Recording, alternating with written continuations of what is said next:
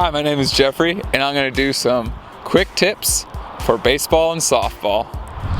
So here are some quick tips about fielding, specifically outfielding, and fly balls, and how to catch a fly ball, and what are the proper things you need to do in order to catch a fly ball. One of the things is first, identify where the ball is. You don't want to assume anything, otherwise you're in deep trouble and you're not going to get anywhere.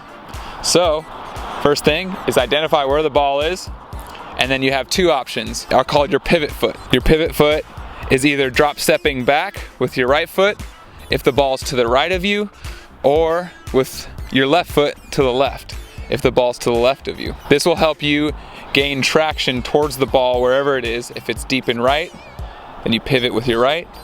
If it's deep in left, you pivot with your left to get a good ground in the direction where the ball is going. The reason why the pivot foot is so important is your feet will get crossed up if you don't first initiate with your pivot foot. That's why it's so important. That way you don't get tripped and then runners are going to extra bases and scoring for no reason. Next is how to field a grounder.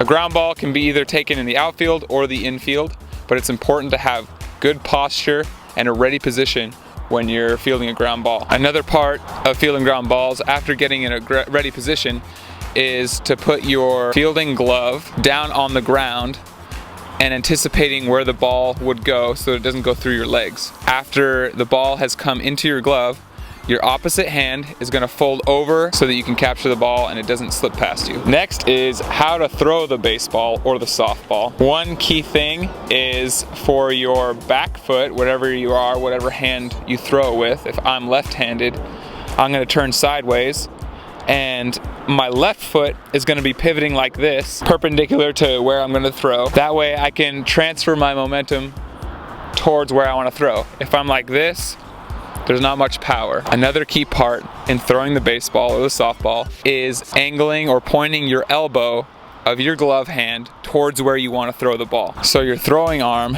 is going to be right angle cocked position so that you're ready to throw the ball. And lastly, your follow through. This is where you turn your hips toward where you're wanting to throw the ball. Have your back plant pivot foot and you're pushing forward to where you want to throw the ball. We'll show you some examples, that way it's a lot easier than just me explaining it.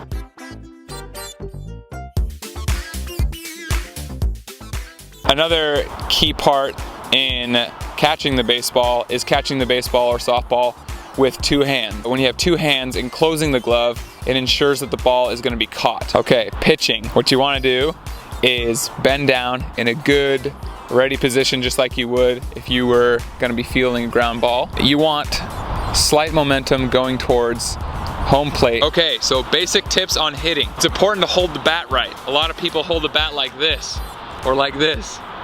What's important is to put your hands together, connected like this, and your knuckles lining up. It's a nice, comfortable spot for you to swing the bat. Next, having your feet shoulder width apart is important to have good balance. Also, bending your legs. You need to shift your weight forward. When you're about to swing the bat, it's important to rotate your hips first before you start swinging the bat. Another key aspect to hitting is swinging through the ball. Don't stop your swing halfway once you hit the baseball.